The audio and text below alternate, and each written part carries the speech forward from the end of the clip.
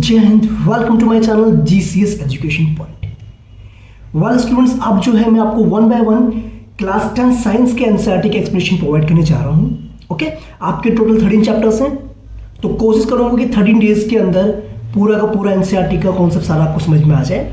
Okay, start करते हैं बेटा आज की वीडियो। Let's continue. आज की वीडियो बेटा हम बात करेंगे चैप्टर नंबर जो 1 हमारा है केमिकल रिएक्शंस एंड इक्वेशंस की हम बात करेंगे। ओके, देखिए बेटा यहाँ पर कुछ एग्जांपल्स दे रखे हैं आपको।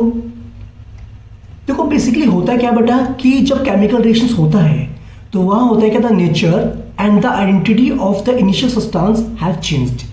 देखो एक्चुअल में क्या है, जब भी कोई नया सब्सटेंस बनता है, जैसे आपको पता है बेटा, अगर आपने लोहे को मॉइस्चर के कांटेक्ट में अगर रखते हैं कांटेक्ट में, तो वो क्या हो जाता है, ब्राउनिश ब्राउन रेडिश ब्राउन पे एक लेयर बनना स्टार्ट हो जाती है।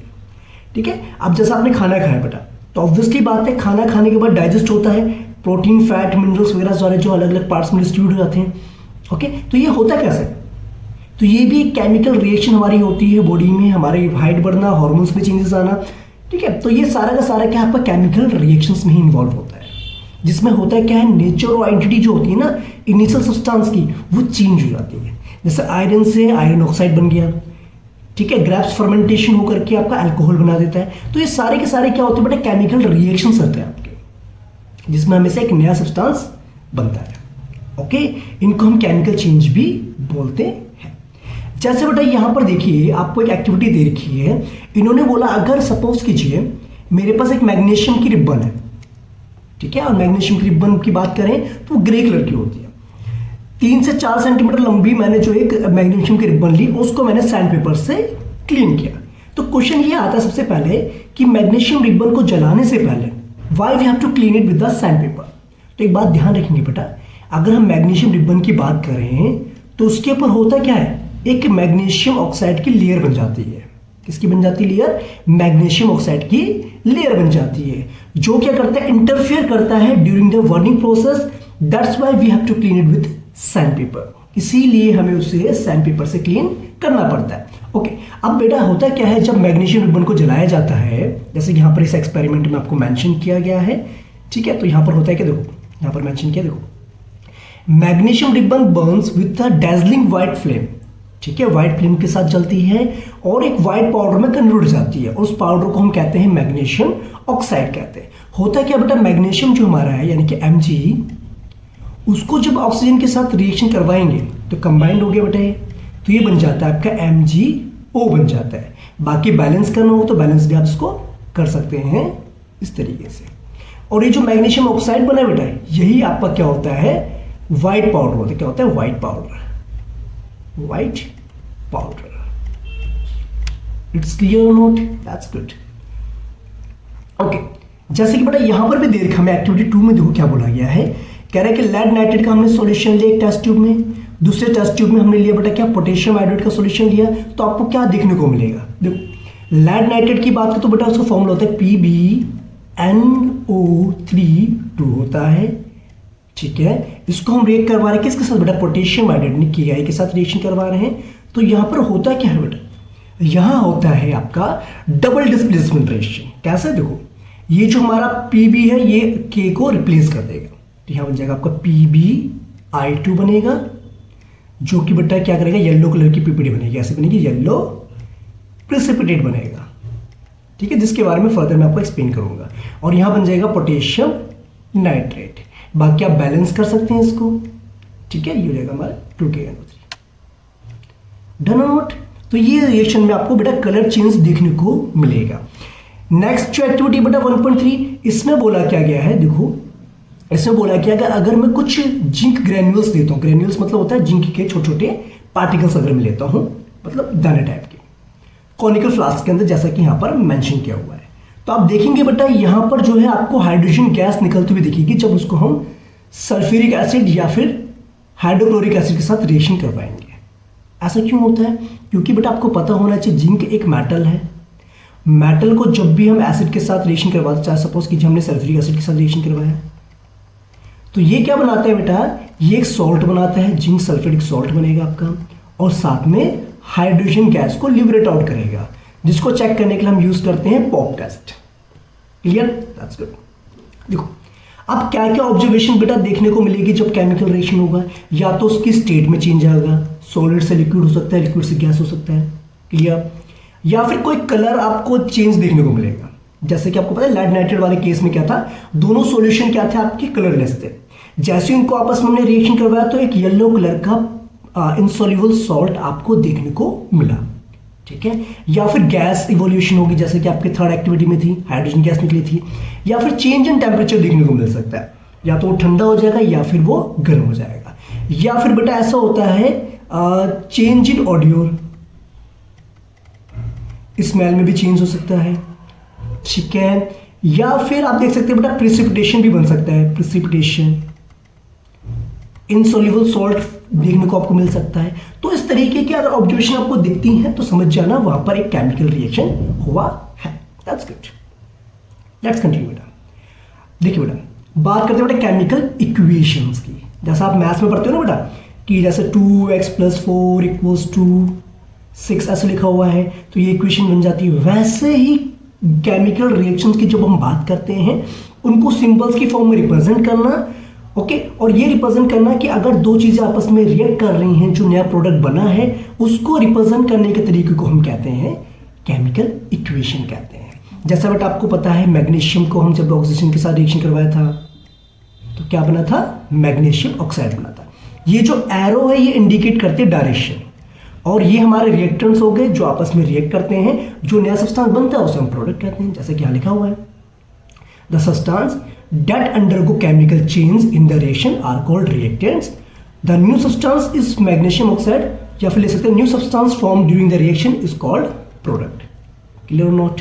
बात समझ में आ गई बेटा, ठीक है? तो इस चीज का आप ध्यान रखेंगे, जो सब्सटेंसेस रिएक्ट करते हैं उन्हें रिएक्टेंट्स कहते हैं, जो नया सब्सटेंस बनता है that is called the product, okay? और उसको सिंबॉलिक फॉर्म में रिप्रेजेंट करना हमारे लिए ज्यादा बेटर रहता है, ना कि वर्ड इक्वेशन की फॉर्म में, ओके?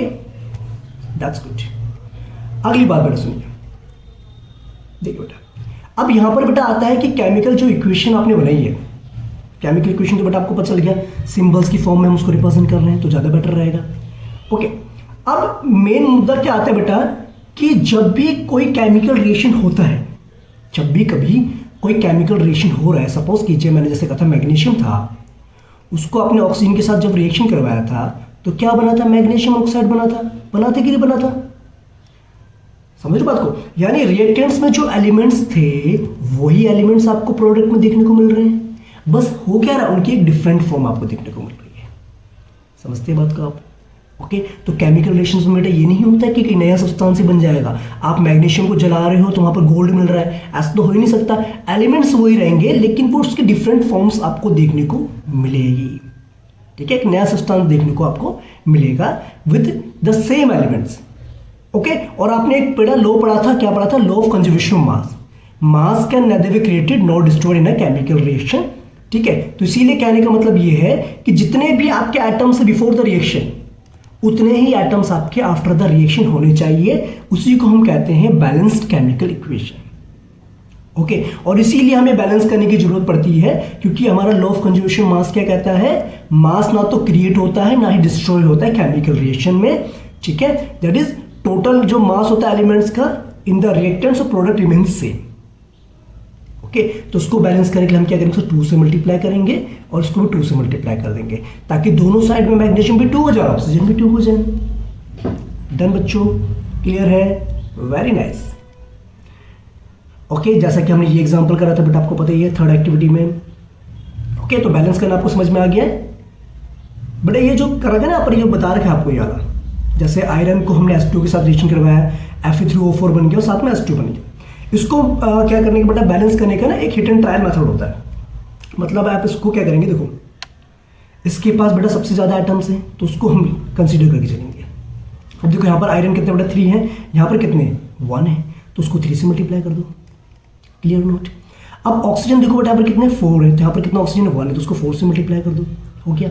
अब यहाँ पर हाइड्रोजन कितने 8 हो गए बेटा, यहाँ पर कितने 2 है तो 4 से मल्टीप्लाई कर दो, हो गया बैलेंस केमिकल इक्वेशन। यानी कि बैलेंस केमिकल इक्वेशन हो जाएगी हमारे 3Fe प्लस में 4H2O और ये बन जाएगी हमारे Fe3O4 साथ में 4H2।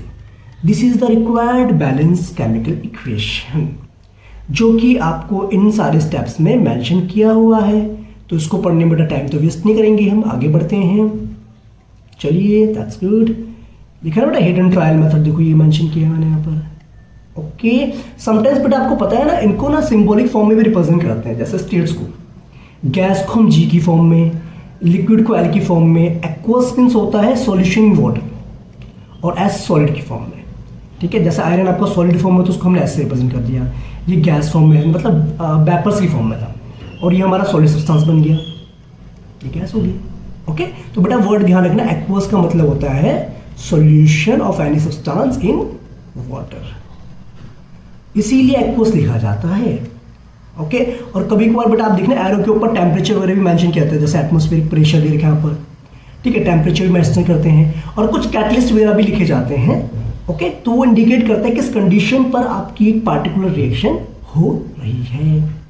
समझिए बात, ठीक है, तो ये चीज आप ध्यान रखेंगे। ओके, अब जैसे कि बेटा यहाँ पर क्वेश्चन दे रखे हैं, टेक्स्ट क्वेश्चन। पहला क्वेश्चन क्या बोला गया है, why should a magnesium ribbon be cleaned before burning in air. आपको पता है बेटा मैग्नीशियम रिबन को जलाने से पहले उसे क्लीन करना बहुत ज्यादा जरूरी होता है। जैसे कि मैंने आपको एग्जांपल बताया था बेटा आपको स्टार्टिंग में कि मैग्नीशियम के ऊपर एक ऑक्साइड की लेयर बन जाती है, that's why we have to clean it with sandpaper. Okay, क्योंकि वो क्या करेगा, बर्निंग प्रोसेस में इंटरफेयर करेगा। समझिए बात बेटा, मैं यहाँ लिख के नहीं बताऊंगा, बस आपको एक्सप्लेन कर देता हूँ ताकि आपको समझ में आ जाए करना है क्या। ओके, सेकंड बेटा क्वेश्चन क्या बोला गया है, बैलेंस केमिकल इक्वेशन आपको लिखनी है। देखो आपको पता है बेटा हाइड्रोजन है, क्लोरीन है, हाइड्रोजन क्लोराइड बन रहा है। तो बेटा हाइड्रोजन को आप लिखते हैं H2, क्लोरीन को लिखते हैं बेटा आप Cl2, बनता क्या है यहाँ पर बेटा आपका HCl बनता है। अब उसको आप बैलेंस कर दीजिए बेटा, हो गया बैलेंस। ठीक है, जैसे बैरियम क्लोराइड बेटा, बैरियम क्लोराइड का फॉर्मूला होता है BaCl2 होता है। एल्यूमिनियम सल्फेट होता है बेटा आपका Al2SO4 3 होगा, और यहाँ पर क्या बन रहा है बेटा, बैरियम सल्फेट बन रहा है। तो बैरियम सल्फेट को लिखेंगे हम BaSO4, और एल्यूमिनियम क्लोराइड को लिखेंगे बेटा AlCl3। देखो ऑलरेडी बैलेंस्ड है, नहीं है तो कर दो उसको बैलेंस, नहीं है ना बेटा। तो आप क्या करेंगे बेटा, इसको एक काम करिए, इसको 3 से मल्टीप्लाई करेंगे बैरियम क्लोराइड को। ठीक है, और यहां पर बेटा 3 से मल्टीप्लाई करना पड़ेगा, क्योंकि सल्फेट आपके 3 मॉलिक्यूल्स हैं। ओके, Al कितने बेटा 2 है, तो 2 से मल्टीप्लाई, देखो बैलेंस हो गया। क्लोरीन भी 6 हो गया, एल्यूमिनियम भी 2 हो गया, तो सारा बैलेंस हो गया equation. Done, that's good. Third question देखो बेटा, right the balance chemical equation with state symbols for the following reaction. आपने क्या करना बेटा, स्टेट्स भी बतानी है कि सॉलिड फॉर्म में, लिक्विड फॉर्म में, गैसेस फॉर्म में या एक्वस फॉर्म में। देखो बैरियम क्लोराइड का सॉल्यूशन बेटा हमारे पास है, यानी कि BaCl2 एक्वस, उसको हम सोडियम सल्फेट के साथ रिएक्शन करवा रहे हैं, यानी कि Na2SO4, ये भी एक्वस हो गया। ठीक है, ये एक इनसॉल्युबल सॉल्ट बनाता है बैरियम सल्फेट BaSO4, इनसॉल्युबल मतलब सॉलिड फॉर्म में हो जाएगा, और साथ में बनता है सोडियम क्लोराइड का सॉल्यूशन, यानी कि ये भी क्या हो जाएगा आपका, एक्वस हो जाएगा। देखो ये ऑलरेडी बैलेंस्ड है कि नहीं है, बस यहां पर क्या बेटा 2 से मल्टीप्लाई कर दो, हो गया बैलेंस्ड। डन। अब देखो बेटा सेकंड पार्ट जो क्या कह रहा है, सोडियम हाइड्रोक्साइड का सॉल्यूशन इन वाटर, तो यानी कि NaOH हमने लिया और इसको बना दिया हमने एक्वस बना दिया। इसको हम रिएक्ट करवा रहे बेटा एसिड के साथ, हाइड्रोक्लोरिक एसिड के साथ, वो भी क्या बेटा एक्वस फॉर्म में है। ठीक है, ये बनाता है बेटा NaCl, एक सॉल्ट बनाता है जो कि वो भी सॉल्यूशन फॉर्म में है, और साथ में वाटर फॉर्मेशन होता है। तो वाटर यहाँ पर क्या होगा बेटा, लिक्विड फॉर्म में होगा। It's clear not, that's good. ठीक है बेटे, तो ये चीज आपने ध्यान रखनी है। ओके, अब बच्चे बात आती है टाइप्स ऑफ केमिकल रिएक्शंस की। देखो एक्चुअली में होता है क्या है, मैंने आपको बताया था कि जब भी केमिकल रिएक्शन होता है तो वहां पर होता क्या है बेटा, एक बॉन्ड ब्रेक होता है, ब्रेक होता है एक बॉन्ड, और एक बॉन्ड बनता है, तभी जाकर के आपका क्या होता है, केमिकल रिएक्शन प्रोसीड होता है। जैसे देखो बेटा आपको पता है बेटा, जब जिंक को हमने H2SO4 के साथ रिएक्शन करवाया था तो होता है क्या, पहले बेटा इन दोनों के बीच का बॉन्ड ब्रेक होता है कि नहीं होता, और यहां से बनता है क्या, जिंक सल्फेट। देखो जिंक को सल्फेट ज्वाइन हो गया और हाइड्रोजन को अलग कर दिया। समझ के बाद देखा ना आपका, chemical reaction involve breaking and making of bonds between atoms to produce new substance that is product. Clear, that's good. देखिए बेटा अब आती है बात बेटा कॉम्बिनेशन रिएक्शन की, जिसमें दो या दो से ज़्यादा सब्सटेंस आपस में कंबाइन करते हैं और एक सिंगल प्रोडक्ट बनाते हैं, उसे हम कहते हैं कॉम्बिनेशन रिएक्शन कहते हैं। जैसा कि बेटा यहाँ पर एक्टिविटी 1.4 में हमें मेंशन है कि अगर मैं कैल्शियम ऑक्साइड यानी जिसको हम कहते हैं क्विकलाइम, इसको अगर मैं वाटर के साथ रिएक्शन करवाता हूँ तो आपको पता है बेटा क्या बनेगा, कैल्शियम हाइड्रोक्साइड बनेगा, स्लैग लाइम बनेगा और साथ में हीट प्रोड्यूस होगी। Okay, that's good. ओके, लिखा है बेटा, देखो the reaction with single product is formed from two or more substances, उसको हम कहते हैं कॉम्बिनेशन रिएक्शन हम बोलते हैं। ओके बच्चे, बात समझ में आ गई। अब ये जो बेटा बना है ना आपका कैल्शियम हाइड्रोक्साइड यानी जो क्विकलाइम का हमारा सॉल्यूशन है, इसको हम वाइट वॉशिंग के लिए यूज करते हैं, मोस्टली हम वाइट वॉशिंग के लिए यूज करते हैं। अगर बेटा जैसे ये कांटेक्ट में आएगा, किसके कांटेक्ट में, CO2 कांटेक्ट में, तो ये बना देगा क्या, कैल्शियम कार्बोनेट बना देगा। समझिए बात, नहीं समझिए।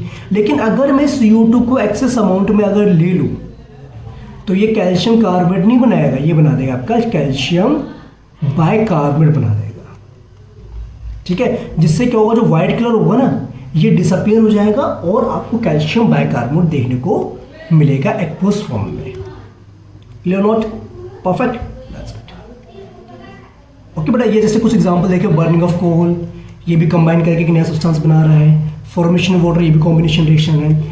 ठीक है, दिखा ना अपना डेफिनेशन बेटा, जब दो या दो से ज्यादा सब्सटेंस जिनको हम एलिमेंट्स कहते हैं, कंपाउंड्स कहते हैं, अगर वो मिलकर के एक सिंगल प्रोडक्ट बनाएंगे तो उनको हम कहते हैं कॉम्बिनेशन रिएक्शन बोलते हैं। परफेक्ट है, दैट्स गुड। ओके, और जिन रिएक्शन में बेटा प्रोडक्ट के साथ साथ हीट भी प्रोड्यूस होती है, उनको हम कहते हैं एक्सोथर्मिक रिएक्शन बोलते हैं। जैसे लिखा है बेटा, the reaction in which heat is released along with the formation of product are called exothermic chemical reaction. Clear? That's good. Okay. ठीक है स्टूडेंट्स, that's good. अब देखो आगे बढ़ते हैं।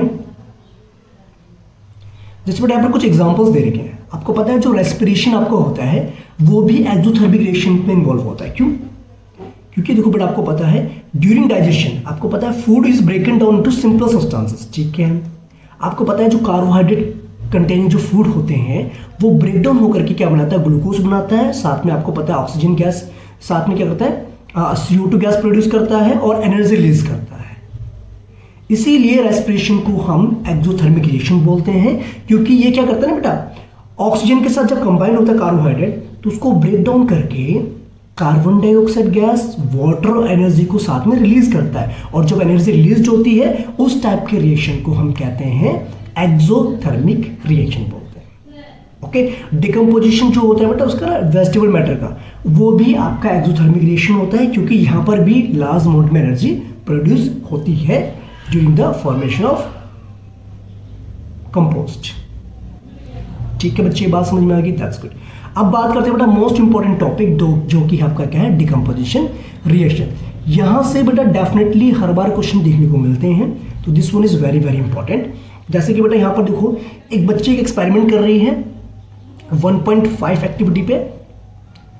देखो इन्होंने क्या बेटा 2 ग्राम लिया फेरस सल्फेट के क्रिस्टल्स। अच्छा, क्रिस्टल्स का मतलब होता है यहां पर होगा वाटर ऑफ क्रिस्टलाइजेशन। ठीक है, ठीक है, उसको एक बॉइलिंग ट्यूब के अंदर लिया, फिर उसको हीट करना स्टार्ट कर दिया। तो कह रहा है कि क्या कलर देखने को आपको मिलेगा हीट करने के बाद। देखो आपको पता है जो फेरस सल्फेट का जो क्रिस्टल होता है ना, जो कि फॉर्मूला होता है बेटा FeSO4.7H2O होता है। इसका मतलब होता है वाटर ऑफ क्रिस्टलाइजेशन, जो कि आप चैप्टर नंबर 2 में भी आपने पढ़ा होगा, नहीं पढ़ा है तो नेक्स्ट वीडियो में जरूर आपको समझ में आ जाएगा। ठीक है, तो ग्रीन कलर का होता है बेटा। जैसे इसको हम हीट करेंगे तो होता क्या है, ये ग्रीन कलर से ये बना देता है बेटा, आपका फेरस सल्फेट बन जाता है। क्यों?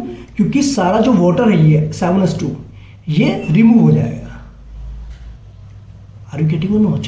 फिर उसको फर्दर हीट करने पे हमें मिलेगा बेटा फेरिक ऑक्साइड मिलेगा, और साथ में सल्फर डाइऑक्साइड गैस और सल्फर ट्राइऑक्साइड गैस आपको देखने को मिलेगी।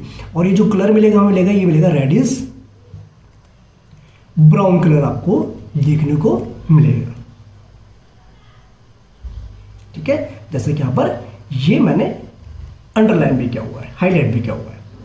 ओके, डन और नॉट? That's good. अच्छा बेटा एक चीज हो, कैल्शियम जो कार्बोनेट था आपका, जो आपने देखा था ना आपका, कैल्शियम हाइड्रोक्साइड जब CO2 गैस के साथ रिएक्शन करता है तो कैल्शियम कार्बोनेट बनता है। अगर मैं इसको हीट करूंगा तो दोबारा से मुझे बेटा क्या मिल जाएगा, क्विकलाइम मिल जाएगा और साथ में कार्बन डाइऑक्साइड गैस हमें देखने को मिलेगी। ये जो क्विकलाइम होता है बेटा, कैल्शियम ऑक्साइड जिसे हम कहते हैं, it has many uses, one is in the manufacture of cement. ठीक है बच्चे, तो यहाँ से एक नंबर का क्वेश्चन पूछ सकते हैं, कैल्शियम ऑक्साइड जो हमारा होता है इसको हम सीमेंट मैन्युफैक्चरिंग के लिए भी हम यूज करते हैं। क्लियर? ओके, ऐसा क्वेश्चन आई थिंक आपके सपोर्ट मटेरियल में एमसीक्यूज में भी मेंशन है, एमसीक्यूज में या केस स्टडी किसी में तो है बेटा, ये बात ध्यान रखिए बेटा। ओके, तो जिस केस में हमें हीट देनी पड़ती है और हीट देने के बाद डिकम्पोजिशन रिएक्शन होता है, उस टाइप को रिएक्शन को हम कहते हैं थर्मल डिकम्पोजिशन रिएक्शन। लेकिन बेटा, when a decomposition reaction is carried out by heating is called thermal decomposition reaction. Done? That's good. Very nice. देखिए बेटा, एक और एक्टिविटी हमें देखिए कि यहाँ पर ये कह रहा है कि 6th एक्टिविटी में कि अगर 2 ग्राम लेड नाइट्रेट पाउडर को मैं बॉइलिंग ट्यूब में डायरेक्टली अगर हीट करता हूँ तो आपको बेटा पता है कि क्या देखने को मिल सकता है। तो आप एक बात ध्यान रखेंगे, वहां पर आपको जो है ब्राउन कलर की जो फ्यूम्स देखने को मिलती है वो होती है बेसिकली नाइट्रोजन डाइऑक्साइड की होती है। ओके, और इस टाइप के रिएक्शन को भी हम क्या कहते हैं, थर्मल डिकम्पोजिशन रिएक्शन बोलते हैं। जैसा कि हाँ मेंशन देखो, लेड नाइट्रेट को जब आप हीट करेंगे तो लेड ऑक्साइड बनेगा, साथ में नाइट्रोजन डाइऑक्साइड गैस आपको देखने को मिलेगी और ऑक्सीजन गैस निकलेंगी, और यही जो है कारण होता है ब्राउन फ्यूम्स प्रोड्यूस करने का। क्लियर? और जो लेड ऑक्साइड बनता है वो बन जाता है येलो कलर का हो जाता है बेटा। ठीक है, बात क्लियर होगी? तो इस टाइप के रिएक्शन बेटा एग्जाम में डेफिनेटली देखने को मिलते हैं कि अगर हम लेड नाइट्रेट को हीट करेंगे तो ब्राउन कलर की जो फ्यूम्स आती है वो किसकी होती है। इस टाइप के रिएक्शन को हम क्या कहते हैं, थर्मल डिकम्पोजिशन रिएक्शन बोलते हैं। और right the balance chemical equation, तो आपको ये रिएक्शन आनी चाहिए। ठीक है, ओके बेटा। जैसे कि बेटा एक्टिविटी 1.7 हमारी है, एक बार एग्जाम में 2020 में ये डायरेक्टली आपको यही देखने को मिल गई थी। ठीक है, यही एक्टिविटी एग्जाम में एक बार आ गई थी। तो उसमें करना है क्या बेटा, आपको बोला गया एक आपके पास मग लिया आपने, इसमें बेटा आपने ग्रेफाइट की रोड डाल रखी दोनों में देखो, और टेस्ट ट्यूब्स को उल्टा करके रखा हुआ है। जैसे बेटा हम करंट पास करेंगे तो आप देखेंगे कैथोड होता है बेटा नेगेटिव चार्ज और एनोड होता है पॉजिटिव चार्ज, ये तो आपको पता है। अब नेगेटिव की तरफ कौन जाता है बेटा, पॉजिटिव जाते हैं, कैटायंस जाते हैं। तो कैथोड पे निकलेगी हाइड्रोजन गैस और एनोड पे निकलेगी ऑक्सीजन गैस। और जब भी बेटा हम बात करते हैं H2O की, तो उसमें हम थोड़ा सा एसिड का अमाउंट ऐड करते हैं ताकि कंडक्शन हो सके। तो H2 बनेगा, साथ में O2 बनेगा। अगर हम इसको बैलेंस करें तो जो हाइड्रोजन गैस का अमाउंट होगा that is always double the amount of oxygen. ऐसा क्यों? क्योंकि अगर आप H2O को देखें तो उसमें हाइड्रोजन और ऑक्सीजन का जो रेशियो है वो कितना बड़ा, 2:1 है। कंपोनेंट कितना, 2:1 है। तो इसका मतलब जब रिएक्शन होगा according to law of conservation mass, तो ऑब्वियसली बात है हाइड्रोजन का अमाउंट डबल ही होगा ना कंपैरिजन टू ऑक्सीजन। क्यों बच्चे, बात समझ में आ रही कि नहीं आ रही? तो ये चीज का आप ध्यान रखेंगे। तो ये था आपका, इसे कहते हैं हम इलेक्ट्रोलाइटिक डिकम्पोजिशन रिएक्शन। ठीक है, जिसमें हम इलेक्ट्रिसिटी पास करके रिएक्शन करवाते हैं। ओके, अब जैसे बेटा एक्टिविटी 1.8 को देखिए, इसमें क्या बोला गया, अगर 2 ग्राम सिल्वर क्लोराइड को मैं चाइना डिश में रखता हूं, ठीक है, तो उसका कलर क्या हो जाएगा। देखो बेटा, आपको पता है सिल्वर क्लोराइड को जब सनलाइट के प्रेजेंस में रखा जाता है तो ग्रे कलर का हो जाता है। वैसे उसका पाउडर कैसा होता है बेटा, व्हाइट कलर का होता है। क्यों? क्योंकि क्लोरीन गैस जो है डिकम्पोज होने के बाद रिमूव हो जाती है। क्लियर कि नहीं? इसीलिए सिल्वर क्लोराइड और सिल्वर ब्रोमाइड को डार्क कंटेनर्स में या डार्क वेसल्स के अंदर रखा जाता है, सो दैट ये सनलाइट के प्रेजेंस में रिएक्शन ना करें और डिकम्पोज ना हो। और इस टाइप के रिएक्शन को हम कहते हैं photolytic decomposition reaction. Photolytic, perfect बच्चों, गुड। ठीक है, और इसको हम यूज करते हैं ब्लैक एंड व्हाइट फोटोग्राफी में यूज करते हैं। और जिन रिएक्शंस में हम हीट की फॉर्म में, लाइट की फॉर्म में या इलेक्ट्रिसिटी की फॉर्म में एनर्जी को लेते हैं to break down the reactants, उस टाइप के रिएक्शन को हम कहते हैं एंडोथर्मिक रिएक्शंस बोलते हैं। ठीक है, एक्सो में हीट रिलीज होती है, एंडो में हीट एब्जॉर्ब होती है या एनर्जी एब्जॉर्ब होती है ताकि रिएक्शन प्रोसीड हो सके।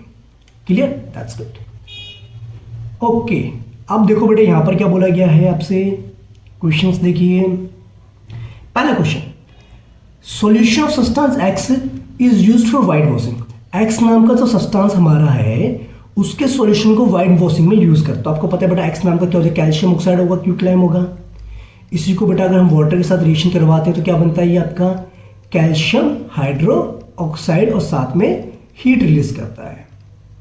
ठीक है, तो हमने बता दिया बेटा नाम क्या इसका, क्विकलाइम है। ठीक है, फॉर्मूला हमने बताया कैल्शियम ऑक्साइड हो गया, CO। ओके, वाटर के साथ रिएक्शन करके भी हमने इसको दिखा दिया यहाँ पर। ओके, ये कह रहा है why is the amount of gas collected in on one of the test tube in activity 1.7 double the amount of other gas. तो उस गैस का नाम तो बेटा आपको पता है हाइड्रोजन गैस है, डबल क्यों होती है वो रीजन मैं आपको ऑलरेडी बता चुका हूँ। ठीक है, that's good. Now let's continue with next topic, that is displacement reaction. Okay बेटा, इस एक्टिविटी में उन्होंने क्या करा, ये कह रहा है 2 टेस्ट ट्यूब्स आपने लेनी है, एक में आपने A मार्क करना है, एक में आपने B मार्क करना है। ठीक है, दोनों में आपने 10-10 ml कॉपर सल्फेट का सॉल्यूशन लेना है, अच्छी बात है। ठीक है, अब आपने क्या करना बेटा, 2 आयरन की नेल्स लेनी है, उसको आपने थ्रेड से बांध देना इस तरीके से जैसे यहाँ पर मेंशन किया हुआ है। ओके, और उसको डाल देना अपने टेस्ट ट्यूब B के अंदर 20 मिनट के लिए। ओके, और एक आयरन नेल को आपने बेटा बाहर रखना है कंपैरिजन के लिए। 20 मिनट के बाद आपने क्या करना बेटा, आयरन नेल्स को बाहर निकालना है। ठीक है, ओके, आप देखेंगे कि बेटा जो ब्लू कलर जो इंटेंसिटी होगी ए वाले, सपोज बेटा B वाला था, ए वाले में तो हमने कोई भी रिएक्शन नहीं करवाया ना, उसमें हमने कोई आयरन की नेल डाले, उसको हमने अलग से रखा हुआ था। तो अब हम कंपेयर करेंगे कि ओरिजिनल पहले कैसा था और अभी बाद में कैसा हुआ, तो कलर चेंज क्या हुआ।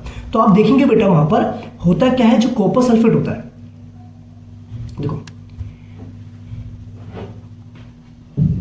बेटा आपको पता है जो ब्लू कलर होता है फेड हो जाता है, हल्का हो जाता है। क्यों हो जाता है, क्योंकि जो कॉपर सल्फेट का सॉल्यूशन होता है, आयरन उसके साथ क्या करता है, रिएक्शन करता है, तो बनाता है आयरन सल्फेट और कॉपर को डिस्प्लेस कर देता है।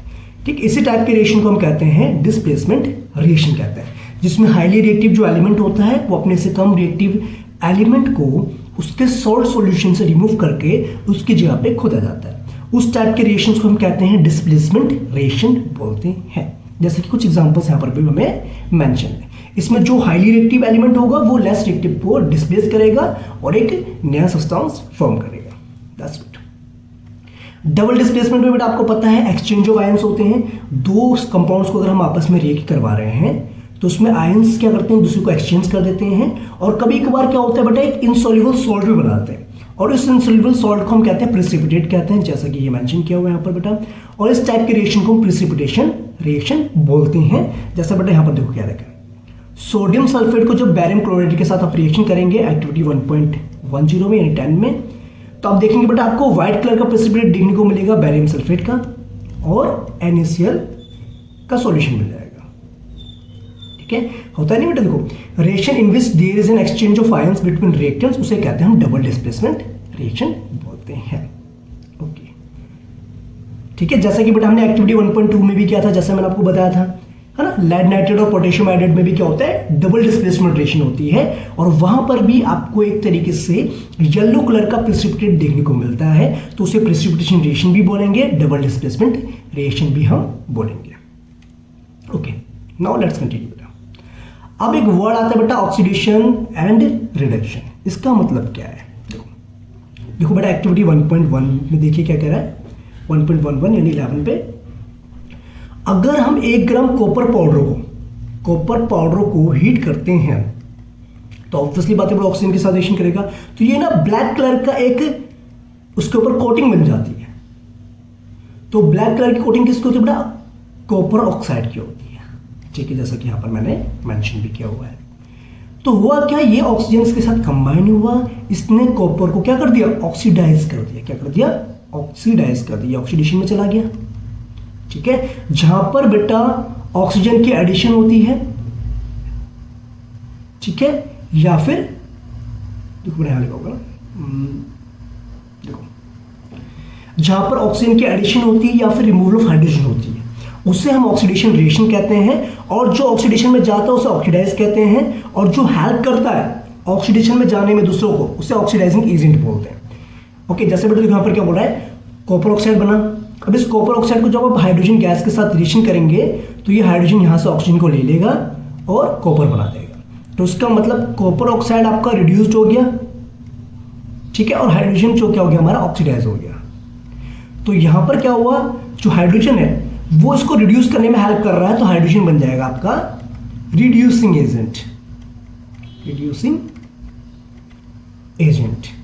और जो CuO है वो हाइड्रोजन को ऑक्सीडाइज कर रहा है, तो ये बन जाएगा ऑक्सीडाइजिंग एजेंट। ठीक है बेटा, बात ध्यान रखनी है, ऑक्सीडाइजिंग एजेंट ऐसा सब्सटेंस होता है जो दूसरे सब्सटेंसेस को ऑक्सीडाइज करने में हेल्प करता है, और रिड्यूसिंग एजेंट वो सब्सटेंसेस होते हैं जो दूसरे सब्सटेंसेस को रिड्यूस्ड होने में हेल्प करते हैं, उन्हें हम रिड्यूसिंग एजेंट बोलते हैं। तो इस वर्ड्स को आपने ध्यान रखना है, जिनमें दोनों रिएक्शंस एक साथ होते हैं साइमल्टेनियसली, ऑक्सीडेशन रिडक्शन, उसे हम कहते हैं रिडॉक्स रिएक्शन कहते हैं, रिडक्शन प्लस ऑक्सीडेशन। ओके, जैसे एग्जांपल यहां पर मेंशन आपको है। Clear, that's good. अब बेटा एक बात आती है आपकी कोरोजन की। What do you mean corrosion? Corrosion का मतलब होता है अगर कोई भी मेटल हमारा मॉइस्चर, एसिड, इन सब के कांटेक्ट में आकर के अगर कोरोड होता है तो उसे हम कहते हैं कोरोजन कहते हैं। जैसे आपको पता होगा बेटा, जब सिल्वर होता है हमारा Ag, वो जैसे ही बेटा एटमॉस्फेयर में सल्फर डाइऑक्साइड गैस के कांटेक्ट में आता है, ठीक है, तो वो बना देता है आपका Ag2S बन जाता है। या फिर कह सकते हैं बेटा वो जो हमारा है, देखो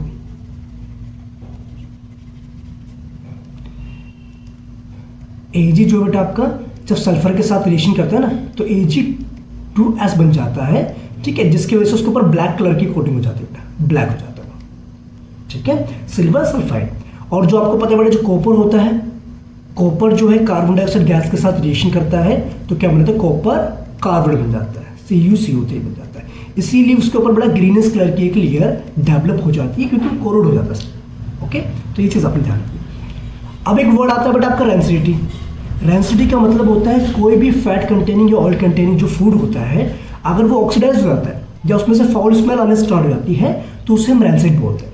इसको प्रिवेंट करने के हम एंटीऑक्सीडेंट्स यूज़ करते हैं, या फिर उसको एयर टाइट कंटेनर में हम डाल सकते हैं, रेफ्रिजरेट कर सकते हैं बेटा, ठीक है, फ्लश कर सकते हैं इसको, इनर्ट गैस का जैसे नाइट्रोजन गैस हम यूज़ करते हैं यहाँ पर। ओके, तो इस चीज़ का ध्यान है। फूड प्रिजर्वेटिव हम यूज़ कर सकते हैं। तो इस तरीके से हम जो है फूड को प्रिजर्व कर सकते हैं from getting oxidise. Done, that's good. Okay, अब देखिए बेटा यहाँ पर क्या मेंशन है, यहाँ पर बोला गया why does the colour of copper sulphate solution change when iron nail is dipped in it. तो आपको पता है बेटा, क्योंकि iron is more reactive than copper sulphate, copper से ज़्यादा रिएक्टिव होता है ना बेटा आयरन। तो आयरन क्या करता है, कॉपर को यहाँ से डिस्प्लेस कर देगा और बना देगा FeSO4, ठीक है, इसीलिए जो है कलर उसका चेंज हो जाता है।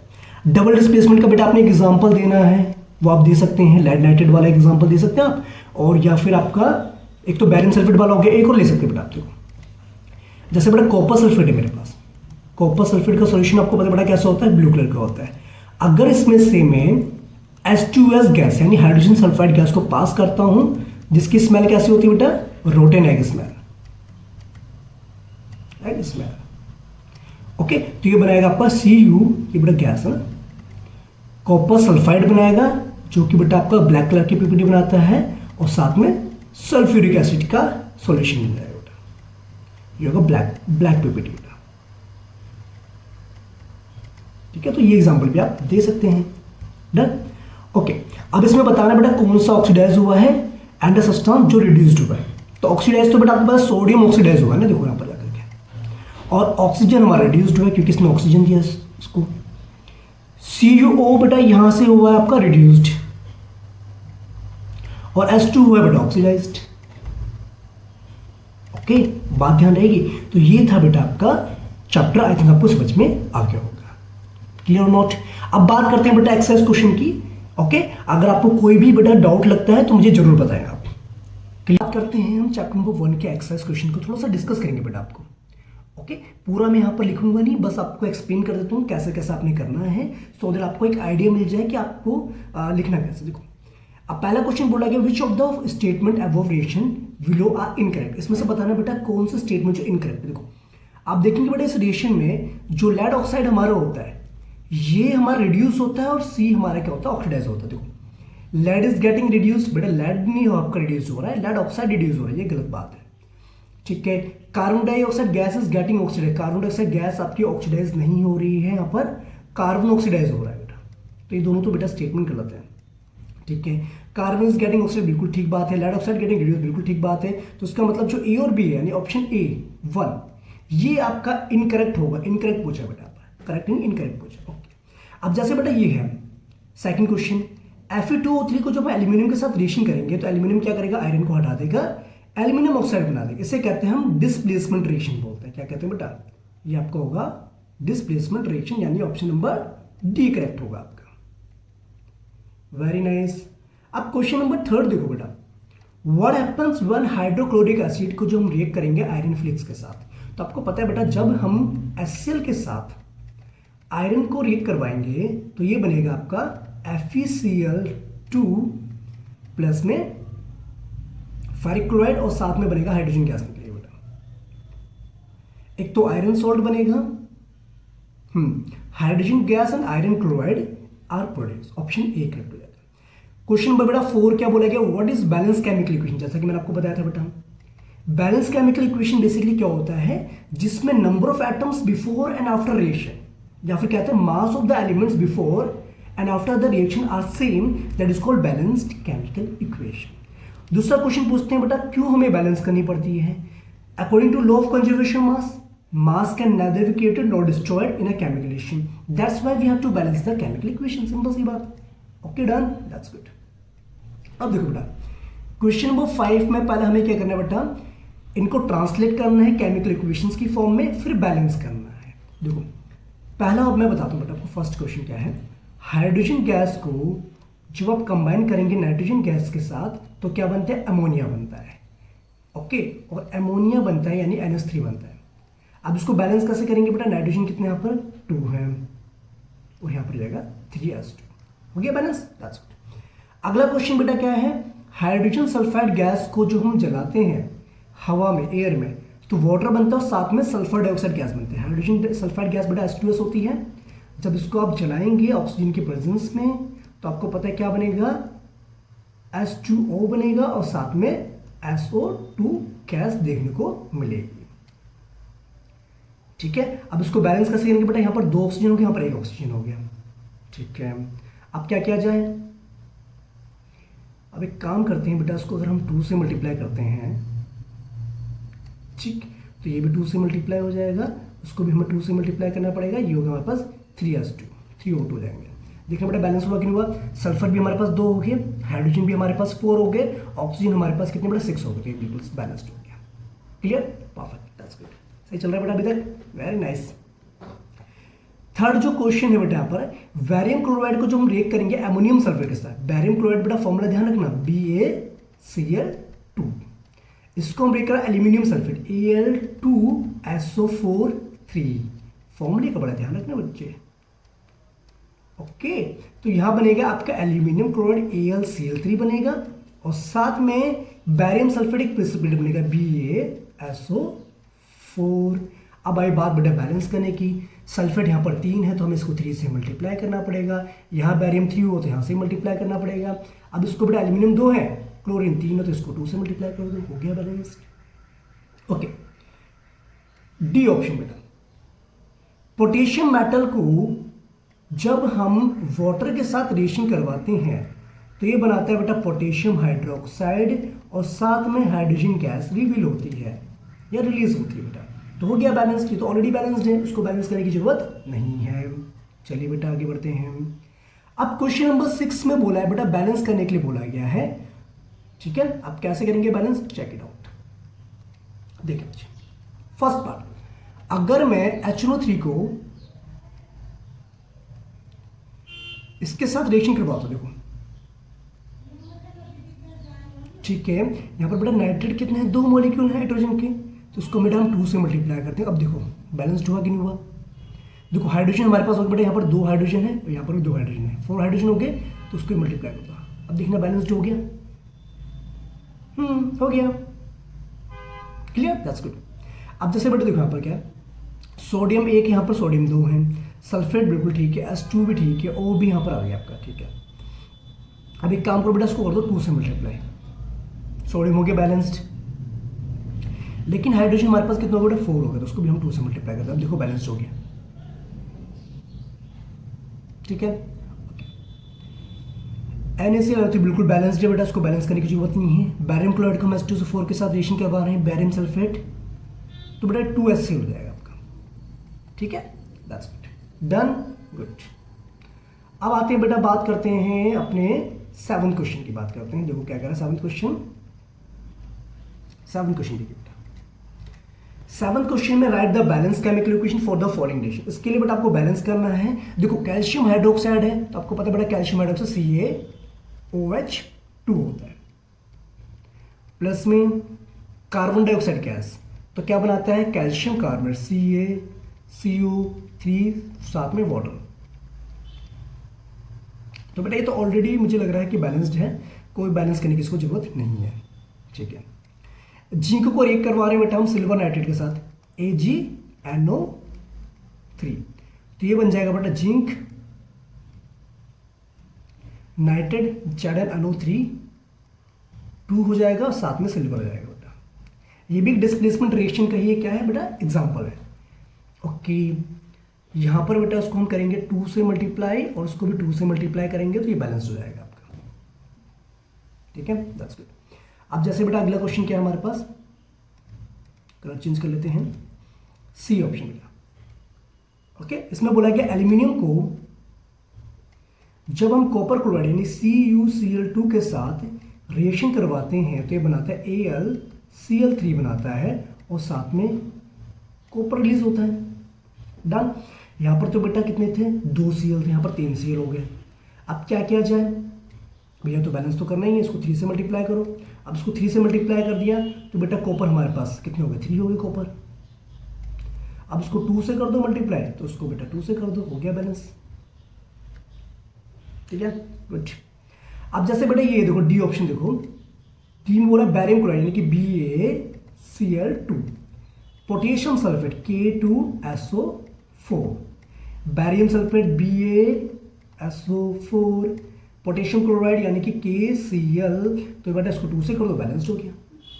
समझे बात, समझे, तो ये चीज़ आपने ध्यान रखनी है। ओके, देखिए बच्चे बात करते हैं क्वेश्चन नंबर जो 8 हमारा है, इसमें हमें क्या करना है, बैलेंस करना है केमिकल इक्वेशन को और आइडेंटिफाई करना है टाइप ऑफ रिएक्शन इस केस में। ओके, पोटेशियम ब्रोमाइड बेटा आपको पता होना चाहिए, पोटेशियम ब्रोमाइड होता है आपका KBr होता है, ठीक है। प्लस में बैरियम आयोडेट साथ में है यानी कि बैरियम BaI2 एक्वस, और बनाते क्या बेटा पोटेशियम आयोडेट बनाइए कि Ki बनाइए आपका, और साथ में बैरियम ब्रोमाइड बना BaBr2 हो जाएगा बेटा, एक्वस हो जाएगा। अब देखिए बेटा बैलेंस्ड है कि नहीं है, देखो इसको कर देंगे बेटा हम 2 से मल्टीप्लाई, तो ये भी हमारा 2 से मल्टीप्लाई हो जाएगा। अब देखो पूरा बैलेंस्ड हो गया ना, Br हमारे पास 2, Br हमारे पास 2, K हमारे पास 2, K हमारे पास 2, I हमारे पास 2, I हमारे पास 2। देखो हुआ क्या बेटा, K ने क्या करा, B और Ba और K ने क्या करा, एक दूसरे को एक्सचेंज कर दिया, तो ये हो जाएगा आपका डबल डिस्प्लेसमेंट रिएक्शन। कौन सा हो जाएगा, डबल डिस्प्लेसमेंट रिएक्शन। समझ में आ गई बात बेटा। ओके, यहां पर क्या हो रहा है बेटा, जिंक कार्बोनेट जो हमारा ZnCO3 ये बन रहा है बेटा जिंक ऑक्साइड में और CO2 गैस निकाल रहा है, तो ये हो गया डिकम्पोजिशन बेटा, क्योंकि एक से या 2 प्रोडक्ट बना रहा है ना, क्लियर। हाइड्रोजन गैस को बेटा हमने H2 गैस को जब हमने क्लोरीन गैस के साथ रिएक्शन करवाया तो उसने बनाया बेटा HCl बनाया, तो उसका मतलब ये बन गया आपका कॉम्बिनेशन रिएक्शन, कॉम्बिनेशन, ठीक है, रिएक्शन। अब यहां पर क्या हो रहा है, मैग्नीशियम जो हमारे पास है, डी को देखो बेटा, मैग्नीशियम हमारे पास है सॉलिड फॉर्म में, उसको हम हाइड्रोक्लोरिक एसिड के साथ रिएक्शन करवा रहे हैं, ठीक है। इसने बनाया बेटा मैग्नीशियम सॉल्ट बनाया, MgCl2 बनाया, और साथ में हाइड्रोजन गैस यहां से लिबरेट आउट हुई है, तो उसको बैलेंस करने में 2 से मल्टीप्लाई कर दिया, ठीक है। तो यहां पर हुआ क्या, मैग्नीशियम ने हाइड्रोजन को डिस्प्लेस कर दिया, तो ये बन गया आपका डिस्प्लेसमेंट रिएक्शन। लिख लेंगे बच्चे इसको, क्लियर, दैट्स गुड, क्लियर बात होगी बेटा सभी के लिए यहां तक। Okay, done, very nice. Main motive क्या है ना बेटा, आपको समझ में आना चाहिए। अगर समझ में आ जाएगा तो आप क्वेश्चन खुद भी कर सकते हो ना, इसमें तो कोई बड़ी बात नहीं है। सॉल्यूशंस तो आपको हर जगह अवेलेबल है ना। लिखने का तरीका कैसे वो तो आप देख ही सकते हो कहीं ना कहीं से, बट मेन चीज़ है समझ में आ जाए तो आप उसको खुद ही बना लोगे। Done. Okay, question number 19, exothermic और एंडोथर्मिक रिएक्शन से आप क्या समझते हैं, एग्जांपल देकर बताइए। बिल्कुल आप बता सकते हैं, इसमें कोई बड़ी बात नहीं है ना। जिसमें हीट एब्जॉर्ब होती है वो एंडो है, जिसमें एनर्जी रिलीज होती है वो आपका एक्सो है। एग्जांपल आप कोई से भी देकर के लिख सकते हो यहाँ पर। देखो बेटा, आपको ये बताया था मैंने, रेस्पिरेशन को हम एक्सोथर्मिक रिएक्शन क्यों बोलते हैं, पता है आपको, ठीक है। डिकम्पोजिशन रिएक्शन बेसिकली क्या होता है, कॉम्बिनेशन का अपोजिट होता है, रिवर्स होता है ना। एक एग्जांपल देके बताना है आपने, तो बता सकते हैं आप, ठीक है। कॉम्बिनेशन में क्या होता है, जब दो या दो से ज्यादा सब्सटेंस कंबाइन होते हैं और एक नया प्रोडक्ट बनता है, single product. But in case of decomposition, एक सिंगल रिएक्टेंट ब्रेक डाउन होकर के दो या दो से ज्यादा प्रोडक्ट फॉर्म करता है, उसे हम डिकम्पोजिशन रिएक्शन बोलते हैं। आप कोई भी दो रिएक्शन यहाँ पर बेटा एक एक रिएक्शन बता सकते हैं। चलो आगे बढ़ते हैं। जैसे कि बेटा देखिए यहाँ पर क्या बोला गया है, 12th क्वेश्चन को देखो, write one equation each for decomposition where energy supplied in the form of heat, light and electricity. तो बेटा यहाँ पर इलेक्ट्रिसिटी वाले में आप इलेक्ट्रोलाइटिक डिकम्पोजिशन दिखा सकते हैं वाटर का, लाइट में AgCl वाला दिखा सकते हैं, हीट में कैल्शियम कार्बन को हीट कर दो। ओके, डिस्प्लेसमेंट और डबल डिस्प्लेसमेंट में क्या डिफरेंस होता है। देखो, डिस्प्लेसमेंट में क्या होता है कि हाईली रिएक्टिव जो मेटल या एलिमेंट होता है वो अपने से लेस रिएक्टिव एलिमेंट को डिस्प्लेस कर देता है उसके सॉल्ट सॉल्यूशन में से, ठीक है। लेकिन डबल डिस्प्लेसमेंट में क्या होता है कि यहां पर एक्सचेंज ऑफ आयंस होते हैं। आप कोई भी एक एग्जांपल दे सकते हैं जो स्टार्टिंग मैंने आपको एक्सप्लेन किए थे, ठीक है, तो उसमें कोई दिक्कत नहीं आएगी आपको।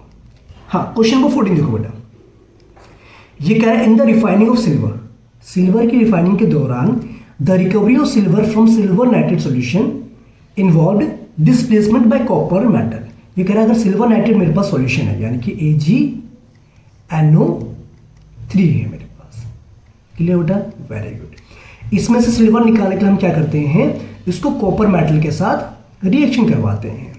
तो होता है कि बेटा copper is more reactive than silver, तो इसको डिस्प्लेस कर देगा, तो ये बन जाएगा CuNO3, ठीक है, और साथ में ये सिल्वर को डिस्प्लेस कर देगा। क्लियर नोट, कॉपर नाइट्रेट बन जाएगा, उसको बैलेंस करना चाहते हो बेटा 2 से मल्टीप्लाई कर दो यहाँ पर, तो ये बैलेंस्ड हो जाएगा, ठीक है। यही हमें यहाँ पर मेंशन करना था, क्लियर है। क्वेश्चन नंबर जो 15 हमारा है, इसमें क्या बोला गया, what do you mean by precipitation reaction से आप क्या समझते हैं। तो आपको पता होगा बेटा, जिस रिएक्शन में प्रोडक्ट फॉर्मेशन के साथ साथ एक आपका इनसॉल्युबल सॉल्ट भी बनता है, उसे हम कहते हैं प्रेसिपिटेशन रिएक्शन कहते हैं। एग्जांपल आप कोई सा भी एक लिख सकते हैं जो कि मैंने आपको बताया अभी, ठीक है। ये भी आपको पता है बेटा, गेन ऑफ ऑक्सीजन को हम क्या कहते हैं बेटा, ऑक्सीडेशन कहते हैं, लूज ऑफ ऑक्सीजन को हम कहते हैं रिडक्शन कहते हैं। एक एग्जांपल से बेटा आप देख सकते हैं, कॉपर को हम रिएक्शन करवा O2 के साथ तो बन गया कॉपर ऑक्साइड, ठीक है। इसी को बेटा हाइड्रोजन के साथ रिएक्शन करवा देंगे अगर हम, तो ये बना देगा आपका Cu को हटा के H2 बना देगा, तो ये रिडक्शन होगी, आपका ऑक्सीडेशन होगी। डन।